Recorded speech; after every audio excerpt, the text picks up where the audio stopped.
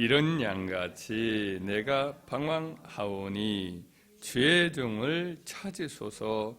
내가 주의 계명들을 잊지 아니함이니이다. 아멘. 시편 119편은 성경에서 가장 긴 장이지요. 그리고 거의 성경의 가운데 정도 이렇게 있는 그런 이제 성경이지요. 이 시편은 여호와의 말씀의 아름다움, 그 하나님 말씀의 완전함, 그리고 그 하나님 말씀의 복스러움, 이것을 이제 찬양하며 노래합니다. 하나님 말씀을 가까이 하고 그 말씀을 늘 묵상하고 그 기록된 말씀대로 순종하는 하나님의 사람의 행복에 대해서 잘 알려주는 시편입니다. 문학적으로도 매우 좀 잘 짜여진 시편이에요. 그래서 히브리 알파벳이 이제 알렙, 베타, 감, 김멜 이렇게 하면서 마지막에 타우로 끝나거든요. 그런데 그 시편에 이제 그 단락을 이렇게 보면은 그 알파벳 순서에 따라 예를 들어서 제1단락이 한 1단락이 8개의 그 작은 문장으로 이루어져 있는데, 작은 문장 하나하나가 첫 글자가 알렙으로 시작해요. 아수레오 복 있는 사람은 한다면 시편 1편 같이 한다면 알렙이 맨 처음에 딱 시작하는 문장으로 하나 되고, 또 두 번째도 알렙으로, 세 번째, 그래서 8개의 문장이 알렙으로 시작해요. 그 다음에는 이제 베타, 두 번째는 이제 또 알렙, 긴물 이렇게 해서 그 두 번째 문장은 또 긴물으로 시작하는 것을 딱 이렇게 하고, 그렇게 해가지고 마지막엔 타우, 이 히브리 말처럼 말하면 영어로 말하면 T로 되는 것이 히브리에는 마지막 글자인 타우인데, 타우로 시작해서 한 8개 정도가 이렇게 쫙 돼가지고 끝나요. 그러니까 굉장히 의도적이고 정교하지요, 이 시편이. 알렙으로 시작하여서 타우로 끝나는 것은 영어로 말하면 A로 시작해서 G 혹은 Z로 해가지고 되어 있는 그 시편 시가 딱 이렇게 길게 이렇게 만들어져 있는데, 하나도 예의 없이 그렇게 멋있게 이렇게 그 운율이 맞춰진 시인 거죠. 매우 정교하고 잘 짜여진 시죠. 이 시의 저자는 이제 다윗이다, 이렇게 전해져 있어요. 누가 내가 지었다라고 특별히 밝히지 않았지만은 대체로 다윗이다. 왜냐하면 다윗 자체, 이분이 하나님 말씀을 매우 사랑하고 순종하려고 애를 썼고, 또 그가 세상을 떠날 때 보면 자기 아들 솔로몬에게 하나님 말씀을 가까이 하고 사랑하라, 그리하면 복을 받을 것이다 라고 하는 그런 당부를 남기지요. 그래서 이 시편 기록자가 다윗이다. 물론 대표적인 노래하는 사람이기 때문에 그냥 다윗이다 이렇게 볼 수도 있지요. 그런데 이 시편의 마지막 구절은 매우 독특한 그런 내면 세계를 기록한 것으로 끝나요. 이 점에서 매우 이채롭고 특이해요. 시편 전체의 내용은 대체로 하나님의 말씀을 사랑한다라는 이 기록자의 내면의 고백이 주를 이루고, 또 시편을 사랑한 자의 어떤 복스러움, 이것을 이렇게 고백하였다고 한다면, 이 시편 내용과 좀 달리 자기를 잃은 양같이, 자기가 잃은 양같이 지금 방황하고 있다, 이런 고백을 해요.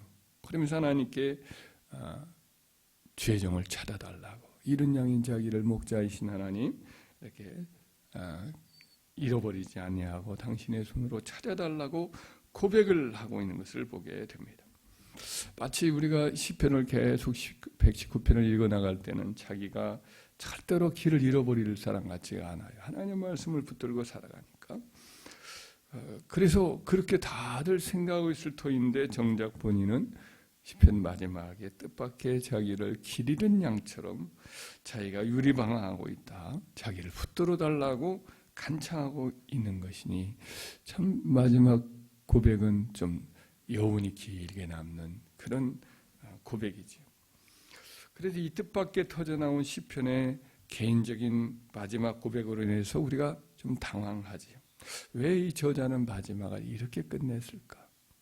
뭔가 좀 마지막 부분에 흐트러진 느낌도 있고 방향이 달리 잘 짜여져 있다가 마지막에 하나의 파격적인 그런 내용을 담고 있는 것 같아서 많이 생각을 하게 만들죠. 따지고 보면 이 마지막 고백으로 인해서 우리는 이 시편을 더 사랑하게 되는 것 같아요.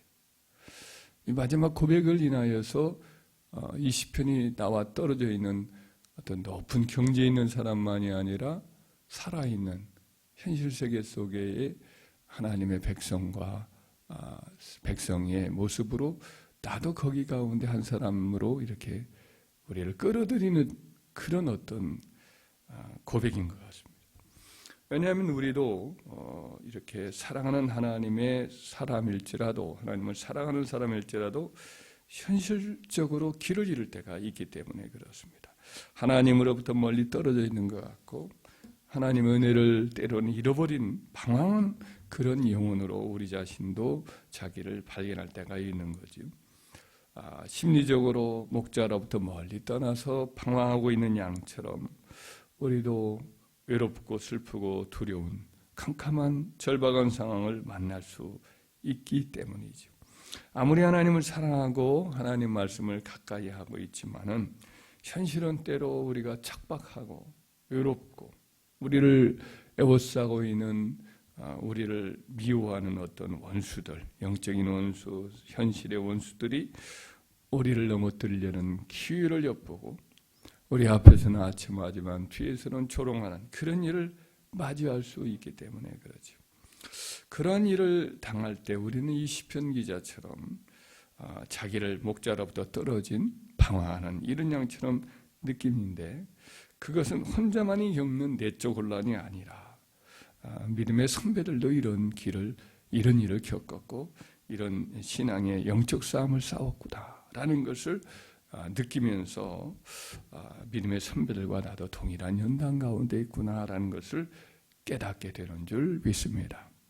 그래서 이 또 한 가지 생각을 할 수 있는 것은 참 그럼에도 불구하고 하나님은 성공한 사람, 형통한 사람만 상대하는 분이 아니고 실패자, 때로는 넘어진 자, 뒤처진 자, 떠도는 자, 환영받지 못하고 뭔가 따돌림 당하면서 길을 잃고 방황하는 자들 역시 하나님은 그런 사람마저도 품으시고 사랑하신다라는 것을 가르쳐 주지요. 어떤 의미에서 오늘 본문 말씀에서 이 시편 기록자 다윗은 마음속으로 자기를 하나님의 잃은 양으로 여기면서 목자이신 하나님께 길 잃은 자기를 어서 찾아달라 이렇게 호소하는 마음을 갖고 있는 거죠. 그리고 그런 사람이 바로 구원받은 하나님의 백성이라고 하는 내적 증거를 가진 사람이다라고 볼 수가 있는 거죠. 자기를 당연히 구원받은 자하고 천국이 자기에게는 따놓은 당상이다 이렇게 생각하고 마음에 방심하는 자가 도리어 위험한 자리에 있는 사람이다. 미끄러운 자리에 있는 사람이다 라고도 볼 수 있는 거죠. 자기를 잃어버린 양으로 여기면서 하나님 나를 찾아달라고 이렇게 간절하게 하나님의 은혜의 옷자락을 붙드는 가난한 마음을 가진 사람이 오히려 하나님의 확실한 구원받은 사람이다 라고 볼 수도 있는 거죠. 그래서 우리 자신이 주인이라고 깊이 깨닫고 주님의 옷자락을 붙들려고 기도의 손을 뻗는 자, 자기를 잃은 양처럼 길 잃은 양처럼 여기면서 나를 인도해달라고 하나님께 하소연하는 자가 죄의 사함을 받고 목자의 품에 안겨서 위로와 안심을 누리는 복을 누리게 되는 것을 그런 것이 확실한 자인 것을 오히려 여기서 가르쳐주고 있는 줄 믿습니다. 그래서 우리가 알지만 예수님의 그 비유 중에 탕자의 비유가 있잖아요. 잃어버린 자는 둘째 아들이지요. 아버지 곁을 멀리 떠나서 방황하는 자이기 때문에 그렇죠. 그런데도 불구하고 이 시편은 오히려 어떤 반전으로 끝나잖아요. 큰 아들이 집안에 있었지만 사실은 아버지로부터 너무 멀리 떨어져 있는 기르는 양이고, 오히려 멀리 떠나 있었던 아버지의 재산을 다 허랑방탕하게 써버리고 그리고 모든 것을 다 잃어버린 그 아들이야말로 아버지의 사랑을 깊이 깨닫고 아버지를 찾아서 돌아오고, 그 아버지는 동구 밖에서 그를 기다리다가 극적으로 서로 끌어안고 돌아와 기뻐하고 잔치하는, 잃어버린 자가 오히려 집안에 있는 큰아들인 것을 알려주는 그와 같은 비유를 볼 수가 있지 않아요? 엘리야를 가장 사랑하고 그를 품어주었던 때가 오히려 하나님의 사명을 나는 감당하지 못합니다. 나는 열조보다 못합니다. 나를 취해달라고 로뎀나무 아래에 쓰러져 있었던 엘리야, 그가 그때의 하나님의 가장 큰 사랑과 위로를 받는 그런 모습으로 나타나잖아요. 하나님은 참 우리의 모든 모습을 사랑하는 거죠. 우리가 하나님 앞에 막 뜨겁게 헌신하고 하나님을 위해서 막 그 불굴의 용사처럼 싸울 때뿐 아니라 처절하게 실패하고 쓰러지고 넘어졌을 때, 참 나는 잃어버린 양 같을 때, 하나님 앞에 무익한 종이라고 느껴질 그때에 여전히 우리를 있는 모습 그대로 품으시고 사랑하시고 위로해 주신 하나님, 그 하나님이신 줄 믿습니다. 우리도 마음속에 때로 실패의식에 눌리고 상처와 무기력 이런 양처럼 낙심이 찾아올 때에 이 시편 119편의 마지막 구절, 이것을 이렇게 되씹으면서 묵상하면서 위로와 소망만 한번 가집시다. 다시 한번 읽어볼까요? 이런 양같이 내가 방황하오니 주의 종을 찾으소서. 내가 주의 계명들을 잊지 아니함이니이다. 아멘.